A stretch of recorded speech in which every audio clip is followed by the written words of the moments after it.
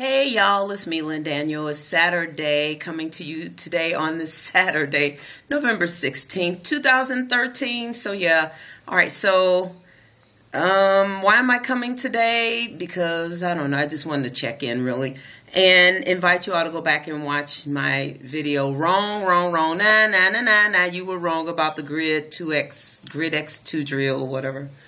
Yeah. Informative, I hope. I mean, you know, I'm just really sharing with you all like what I'm gleaning from my studies and from dialoguing, and I'm just sharing it with you all to think about for yourselves and to talk to your friends and family about the topics, not about me, but about the topics presented.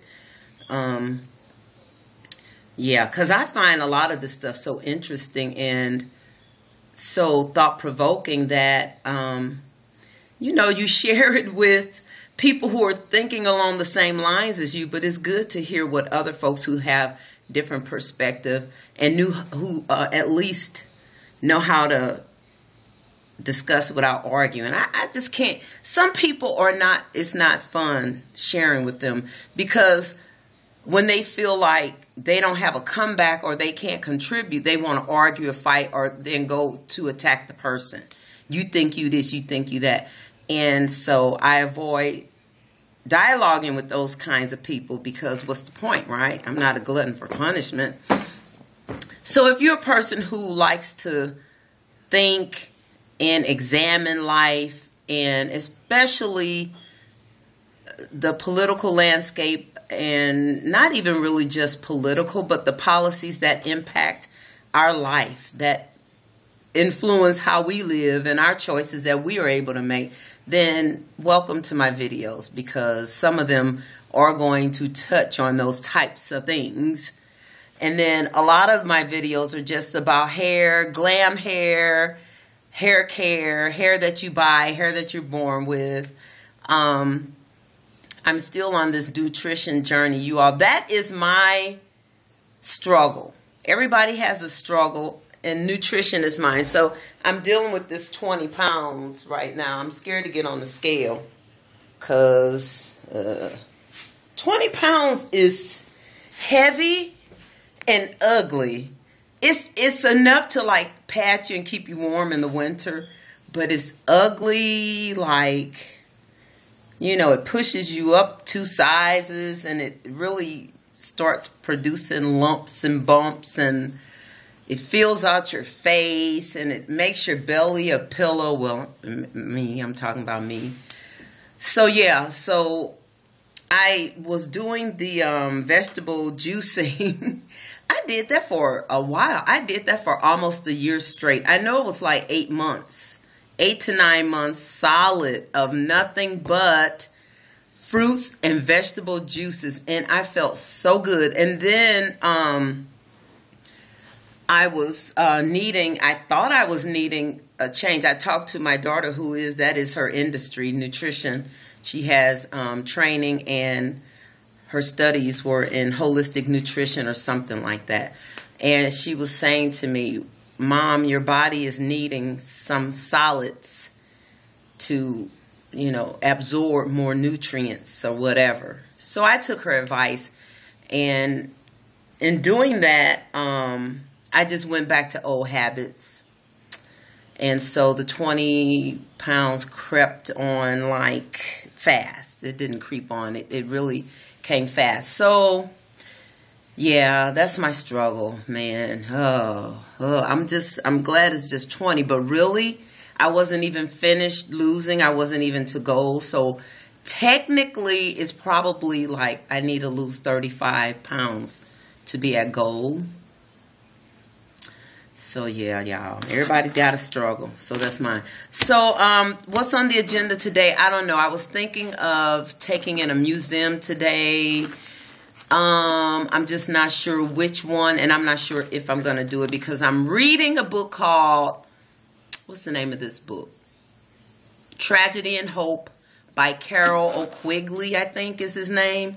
And that book has 1,310 pages of reading, and then like 40 pages of footnotes and reference notes. So I'm on page, I just started last night, so I'm on page like 35, maybe something like that. And my goal today is to read up to page 100, but not just to read up to page 100, but to like really highlight like some of the historical, it's talking about the history of our time, like how the world countries influence each other in 6 areas or 6 domains, if you will, and then looking at traits in each of those, and then how it really influences society, countries, like a core country, and then surrounding countries that are influenced by their decisions, and then how that spreads across the world pretty much and impacts the history, like the direction that the country will move in with their decisions and policies and stuff like that. What kind of food you're going to get, what kind of jobs you're going to have, what kind of transport and medical care and life expectancy and all of that stuff, or those things are influenced by these domains. That's not the word that they use. I'm just using that because that's like a word we use in education. So anyway,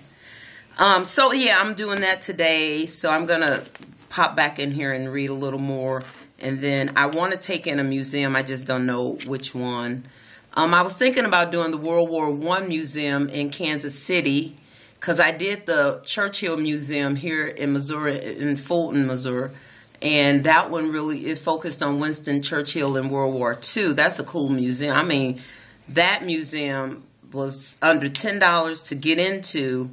And I stayed like 2 hours. It was just that packed with exhibits and information. And a lot of the exhibits were hands-on stuff that you can interact with, and videos. And oh my gosh, that's, if you like museums and if you like history, then, and I'm not like really a history buff, but for some reason history interests me, and I think it's from my high school history teacher. He used to take us to museums.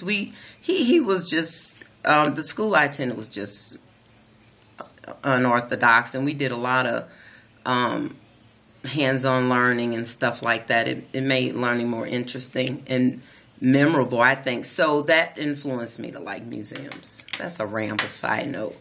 So other than that, I think I want to talk a little bit about the discussion going on with Oprah Winfrey saying that people disrespect President Obama because he's black. Okay, I'm going to talk on that a little bit.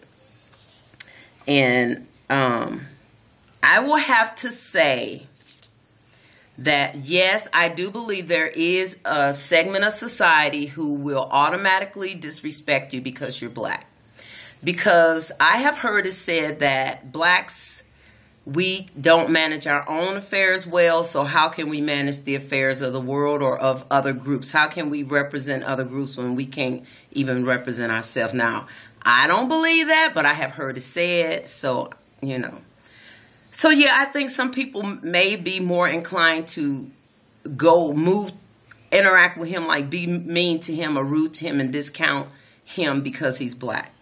But the other point that we really need to consider is President Obama was elected by an overwhelming majority of people who were wanting to see change, but they not just change, the change that he's bringing. People really wanted to see improvement in the quality of their lives and in the quality of the government. So people are now questioning him and what he's doing and why he's doing it, his reasons. People are standing by him loyal. And the only thing, I voted for President Obama on both terms, okay? So, but when do you, look, you can have blind loyalty, or then you can begin questioning. I think it's okay to question people you are loyal to. And if the people you question, if they're loyal to you, they will I think, honor that loyalty and their respect for you if they have any, and their care for you if they have any, and they will answer you truthfully. But I just think that those of us who are questioning are just asking, like, why is this happening? Why was this approach taken? What is the motivation behind this action? I think it's legitimate for people to ask questions. But I also think that people should, I don't know, I think you should respect the president. He's the president. I mean, you don't have to agree with them. I didn't agree with everything. I didn't agree with the Bush administration or some of the things to Clinton. I didn't even understand. I wasn't paying much attention to Clinton other than what he did with Monica Lewinsky. And that during his time, I think he voted in Ginsburg on the Supreme Court. And I think, when did Clarence Thomas come in? Was that under first Bush? But anyway, yeah, I think there are some people who will not like President Obama and who will disrespect him simply because he's black. And you can tell who those people are, I think, because I just don't see how people can have such an intense hatred for a person. I just don't understand that point of view. I just don't. If he is indeed purposely overwhelming the government, and if he is indeed purposely trying to crush the United States citizens into poverty where we will be forced into labor camps, our jobs will become labor camps for us, because all of our earnings will be gone to pay for health care, food. We'll be in debt every time we get paid. So then our job will be forced labor. And then we'll be forced to live in, since we won't have money to pay for housing, we'll be forced to live in government-issued home housing. And yeah, so if that's really the agenda, I hate that agenda, right? And then I guess you do have to see the people propelling that agenda as enemies, right? So, I mean, this is deep. This is really deep. So I just think that to make a decision for yourself about what's going on, the decisions being made, you have to listen. You have to study. You have to go back and look at other, like, administrations. But even better than that, I don't even think that's a good comparison, because they all propagate a similar mindset and paradigm. They all are propagating doing things to achieve a common end game goal for the country. So I don't even think you can do that. But I do think you can look at people like economists and historians, world historians or government historians. You can look at people who look at politics and policy, and just start paying attention, even to some of the people who, and I'm not talking about along party lines, because the Republican Party and the Democrat Party are the same coin. They are propagating the same end game, you all. And I'm not even talking about Tea Party or any other party to look at. Because what do folks do in parties? They party, right? They're having their way of seeing things and enjoying the way that they are maneuvering life and policy in their party. They're having a good time making it come to fruition. So, yeah, people are hating on President Obama because he's black. Some people are. But the bigger picture is people are also beginning to question his philosophies and why he's doing what he's doing. And if he really is propagating Cloward and Piven are sociologists who designed this plan to overwhelm the governments, as to bankrupt the governments, overwhelm the welfare rolls by just signing up any and everybody on the welfare rolls to bankrupt the governments. And they did that in the 1970s in New York and pretty much bankrupt New York. And so I'm not looking at the individuals who went along with the plan and signed up. That's not the focus. The focus is on why the individuals were induced or enticed to do it. It was the plan and then who even propagated the plan and made it happen, made it even viable to occur, to take place. I don't know, y'all. Maybe I'm just asking way too many questions.